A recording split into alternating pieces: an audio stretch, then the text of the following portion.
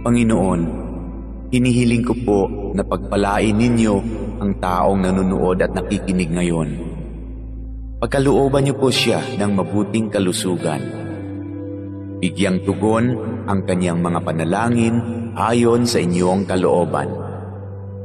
Loobin niyo po na magkaroon ng agarang solusyon ang problemang kanyang kinakaharap, lalo na ang problemang pinansyal at problema sa kanyang karelasyon at mga kaibigan.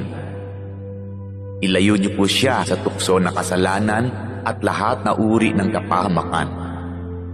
Panatilihin niyo po sa kanyang puso ang pagkakaroon ng malasakit at pagmamahal sa kapwa, katulad ng kanyang pagmamahal sa inyo na aming iisang Diyos. Ito ay aking hinihiling sa pangalan ni Jesus.